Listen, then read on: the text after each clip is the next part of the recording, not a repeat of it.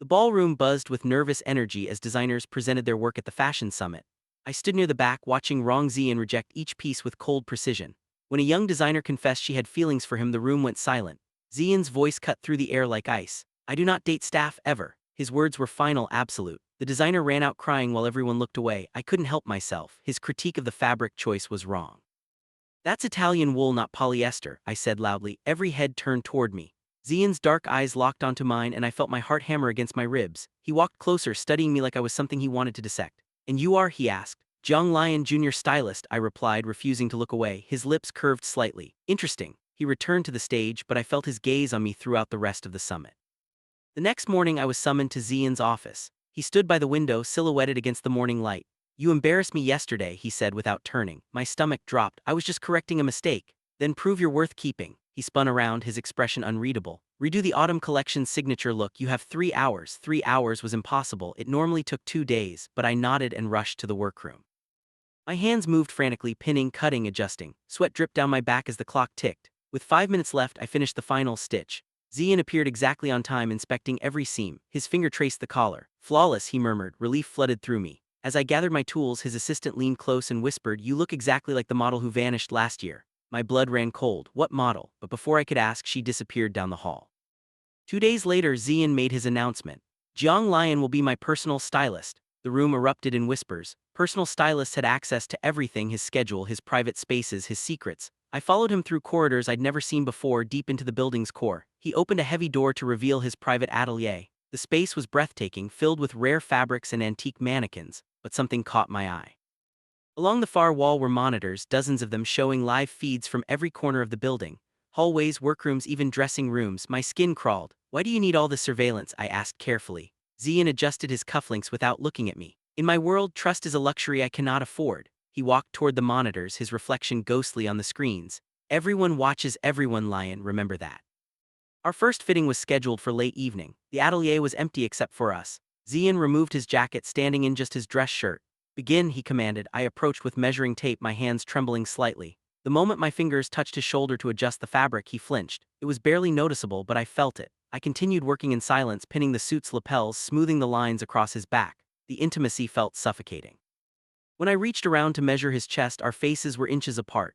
His breathing changed. I finished quickly, stepping back. "Perfect fit," I managed to say. Zian stared at me for a long moment, something dark and complicated swimming in his eyes. Then he asked quietly, "Who trained you to touch like that?" The question felt loaded, dangerous. "I'm self-taught," I answered honestly. His jaw tight. "Liar," but he said nothing more. The spring runway show was our biggest event of the year. I stood backstage making final adjustments to the models. Everything felt perfect until the 7th model walked out. Suddenly, sparks exploded from her outfit, the hidden lead wiring catching fire. She screamed. Without thinking, I tackled her, pulling her down and ripping the burning fabric away. Security rushed in with extinguishers. My hands were singed, my heart racing. The show was canceled immediately. Later, investigators found the wiring had been deliberately tampered with. "We found fingerprints," the head of security told Zian while I sat nearby, wrapped in a blanket. "They belong to Jiang Lion." My mouth fell open. "That's impossible, I would never." Zian held up a hand, silencing me. His face was unreadable as he studied the report. Then he looked at me and I couldn't tell if he believed me or not. Security escorted me to a windowless room. I sat under harsh fluorescent lights for 2 hours while they questioned me. Had I been bribed? Did I have grudges? Was I working for a competitor? I denied everything, my voice hoarse from repeating the truth. Through the one-way mirror, I knew Zian was watching. Finally, the door opened. Zian entered, dismissed the guards with a gesture. "You're free to go," he said flatly. All charges dropped. Relief and confusion washed over me. "You believe me?" "I know you didn't do it." He pulled a small wooden box from his coat. "This belonged to the stylist before you, the one who vanished." He placed it in my hands. The wood was worn, the hinges rusty. "Open it only if you want the truth," he said, his voice carrying a warning. Then he left me alone with the box. I waited until I was home to open it. My hands shook as I lifted the lid. Inside were dozens of sketches, designs, fabric notes, technique diagrams. My breath caught. They looked exactly like my style, my methods, my handwriting almost. It was impossible. I'd never met this person. Beneath the sketches was a newspaper clipping about a missing stylist named Wei Chen. He worked for Zian for 6 months before disappearing without a trace. No body, no witnesses, nothing. At the bottom of the box, folded carefully, was a note. The handwriting was frantic, the ink smudged. I unfolded it with trembling fingers. Just one word was written there, underlined 3 times. "Run." I stared at it until my vision blurred. What had Wei Chen discovered, and why did Zian give this to me? Was it a warning or a threat? The next evening I left work late. The streets were emptier than usual. Halfway to the subway I heard footsteps behind me. When I turned, no one was there. I walked faster. The footsteps matched my pace. My heart pounded as I broke into a run. Suddenly someone grabbed my arm from the shadows. A hooded figure leaned close, their breath hot against my ear. "You're next," they whispered. Then they vanished into an alley before I could see their face. I stood there gasping, my whole body shaking. When I finally made it to headquarters the next morning, I found my workstation destroyed. Fabrics shredded, tools scattered, my computer screen smashed. Written across my desk mirror in red lipstick were two words: "Leave now." Everyone gathered around, whispering. Zian appeared, his face dark with fury. "Find who did this," he ordered security, but his eyes found mine and something passed between us, understanding maybe or fear. Zian brought me to his private office. He rolled up my sleeve without asking, examining the bruise on my wrist from last night's attack. His touch was surprisingly gentle. "Does it hurt?" he asked. "I'm fine." He reached for a first aid kit, wrapping my wrist with practiced efficiency. The silence stretched between us. Finally he spoke. "Everyone near me gets hurt, Lane. It's better if you quit." His voice was softer than I'd ever heard it. I pulled my hand back. "I'm not quitting." His eyes snapped up to meet mine. Something cracked in his expression, surprise, maybe relief, maybe pain. "You're a fool," he said quietly. "Maybe," I agreed, "but I'm staying." For the first time since I'd met him, Rong Zian's perfect control shattered. His shoulders sagged slightly and he looked away, his jaw working. Then God help us both. By morning we were trending online. Someone had filmed Zian holding my wrist through the office window. The video went viral within hours. Comments exploded. "Who is he? The emperor has a favorite. Mystery stylist steals the show." I scrolled through my phone in horror. Thousands of people were speculating about our relationship, creating theories, demanding answers. Then I received a direct message from an unknown account. "I know what happened to the one before you. Meet me tonight, Pier 7. Come alone." I stared at the message, my thumb hovering over the delete button. It could be a trap. It probably was a trap, but I needed answers. That evening I told no one where I was going. The pier was dark and empty when I arrived. Fog rolled off the water. I checked my phone. 10:47 p.m. "Hello," I called out. Footsteps echoed behind me. A woman emerged from the fog, her face gaunt and tired. "I'm Liu Mei," she said. "I used to model for Zian." I recognized her from old campaigns. "You sent the message?" She nodded frantically. "Wei Chen was my friend. He tried to expose what they were doing." "What? Who was doing?" "The company, the real company behind the fashion empire." Her voice shook. "They run experiments, line, on models, on stylists. Extreme dieting, drugs, psychological manipulation. Wei found out and tried to stop them." My stomach turned. "Where is he now?" "Dead, I think." She pressed a flash drive into my palm. "This is his evidence. You need to." A car screeched around the corner, headlights blazing. Liu Mei's eyes went wide. "Run!" she screamed. Someone lunged at us from the darkness. I ran blindly, clutching the flash drive, her screams echoing behind me. I didn't sleep that night. At dawn I plugged the flash drive into my laptop with shaking hands. Folders open, video files, documents, spreadsheets. The first video showed a girl in a white room, crying as someone off camera told her she was worthless, fat, disgusting. The second video showed forced weigh-ins, models collapsing from exhaustion. The third showed injections, pills, treatments I didn't recognize. My hands covered my mouth as tears streamed down my face. Wei Chen had documented everything: dates, names, locations. This wasn't fashion, this was torture. I scrolled to the final file. The thumbnail showed a young man who looked eerily like me. The file name made my blood freeze. Next subject: Jiang Lion. I clicked it with trembling fingers. The video was just black screen with text. Subject identified, family leverage secured, recruitment in progress, status active. I slammed the laptop shut, my whole body shaking. The board called an emergency meeting the next morning. I was dragged into a conference room where 12 executives sat around a long table. "We found illegal files on the company server," the chairman announced, his eyes boring into me. "The IP address traces to your workstation." "That's not possible. Did you steal company secrets to blackmail us?" "No, someone planted. Security footage shows you accessing restricted files at 3 a.m. They projected the video. It showed someone wearing my jacket, my build, entering the server room, but it wasn't me. I'd been home watching Wei Chen's videos. "I didn't do this." The door burst open. Zian walked in, his presence commanding immediate silence. "Jiang Lion is under my protection," he declared. "This meeting is over." But his hands were shaking. As everyone filed out, he leaned close and whispered, "I know who planted these, and they want you gone."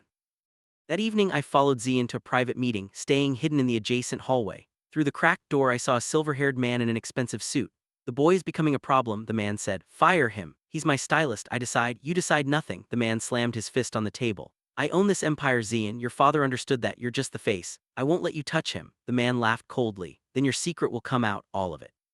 The experiments, the missing stylists, your father's legacy. How long do you think your precious reputation will survive?" Zian's voice dropped to something dangerous. "You're threatening me?" "I'm reminding you of reality." The man stood. "Get rid of Jiang Lion or I'll do it for you. You have 3 days." He walked toward the door. I pressed myself against the wall, barely breathing as he passed.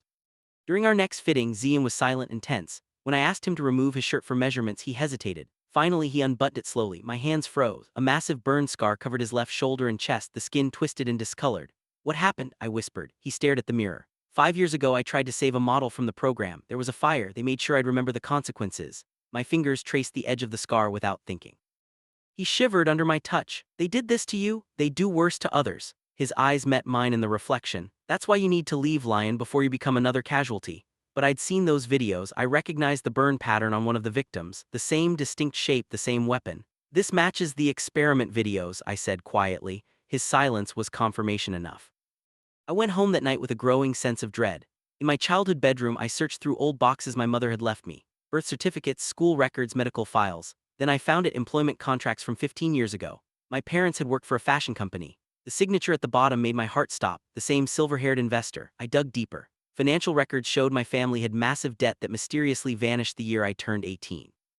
In the very last folder, I found a document that made no sense. It was a contract with my name on it, dated from when I was just 10 years old. The terms were vague, talking about future employment and skill development.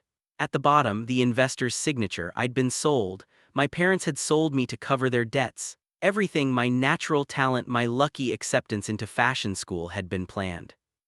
I confronted Zian the moment I arrived at work. I threw the contract on his desk. "Did you know about this?" He picked it up, his face darkening as he read. "No, I swear I didn't sign off on this. But you knew about the program, not the extent of it, not until Wei Chen." He stopped himself. "What happened to Wei Chen?" I demanded. "He found out about these contracts. He tried to go public." Zian's voice was hollow. "They made him disappear before he could, and now I'm next."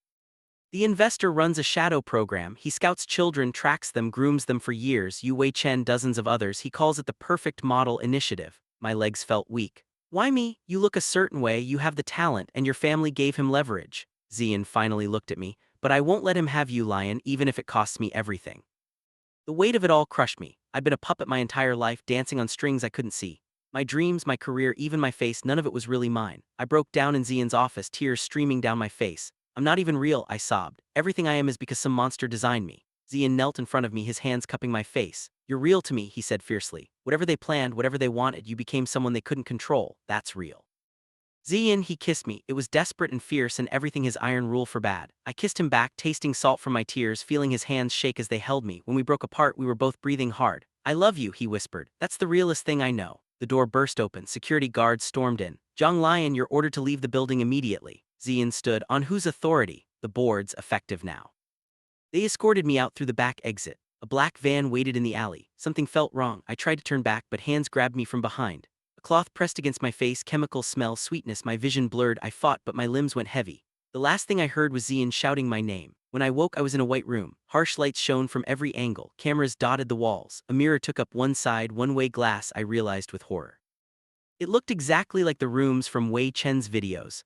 I was strapped to a chair, my wrists bound with soft restraints. Panic clawed at my chest. A speaker crackled to life. "Good morning, Zhang Lion. Welcome to your evaluation. You will replace the one who failed." The voice was distorted, mechanical. "What do you want from me?" "Perfection," the voice answered, "just like we planned."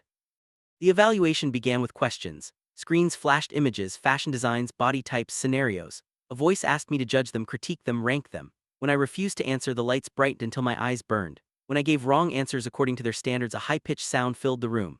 They were conditioning me, I realized, training me like an animal. Hours blurred together. I lost track of time. They showed me pictures of models, asking which ones were acceptable. When I said all bodies were beautiful, the sound pierced my skull.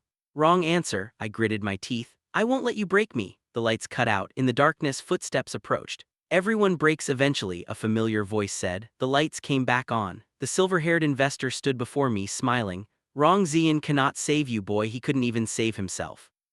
While I was trapped, Zian's world crumbled. The board held an emergency vote, stripping him of his CEO position. He didn't care. He tore through the company records, searching for any trace of where they'd taken me. His assistant found him 3 days later, looking gaunt and wild. "Sir, you need to stop. The investors will destroy everything." "Let them." Zian pulled files from a locked cabinet, documents he'd been collecting for years. Evidence of corruption, illegal experiments, fraud. He'd been building a case, waiting for the right moment. That moment was now. He called every illegal contact he had: hackers, private investigators, people who operated in shadows. Someone finally found a lead, a warehouse registered under a shell company. Zian drove there himself, breaking every traffic law. In the building's mailroom tucked behind boxes, he found an envelope addressed to him. Inside was a single piece of paper, words written in what looked like blood. Don't come. He recognized my handwriting. Zian broke into the compound at midnight. Security was tight, but his father had taught him these buildings' layouts years ago. He moved through corridors, following the sound of machinery humming.